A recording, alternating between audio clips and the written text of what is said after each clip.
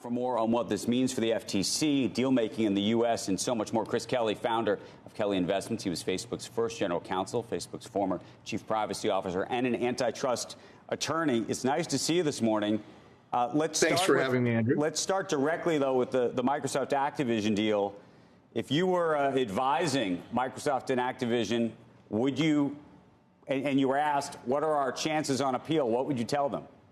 I'd say that they're good, but not fantastic. I mean, if you look at Facebook's history in the last, Meta's history in the last couple of years, they've had to deal with the Giphy acquisition that was also blocked by CMA, and that they weren't able to get through. Obviously CMA wants to be active in this area. The FTC has been active in this area. They had filed with an administrative law judge on this acquisition on Activision, Blizzard, Microsoft. But they didn't have the possibility of seeking an injunction here in the U.S. This gives the FTC more time to pursue their claims.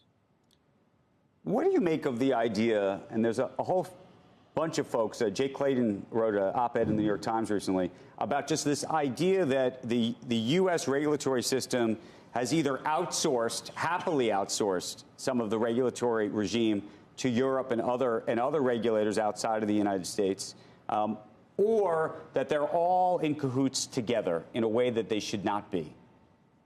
There's certainly some signaling going on that where, with public statements and with actions and historical actions, the U.S. regulators are saying to everybody else, it's fine to, go ahead and block these things, even if we can't. And so I think you're seeing more activity from European and from the U.K. regulators. In this case, I think that Microsoft and Activision Blizzard have both put out statements saying how encouraged they are about their discussions with the EU, but they were saying that about the CMA, right. Discussions as well in the UK. What gives you hope, by the way, for that transaction? You said you think they've got a good chance, but UBS was looking at transactions since 2019. They looked at the big seven, and all seven did not win. Yeah, they did not win, but I think that the going right at a lessening of competition argument is the way to go here. And I think that if they can aggressively present that and also work in the court of public opinion, that they'll have a shot. Right. Obviously, historically, it's not a great proposition. Two quick questions. Do you see a policy shift in the U.S. happening at all where there's going to be a backlash to what's happening here, where policymakers are going to say, you know what, we got to control this thing? If you look at the U.S., we are such a large, and U.S. businesses are such a large part of the market. How is it possible that we're going to let, the Europeans, the U.K., potentially the Chinese decide whether a transaction is allowed or not?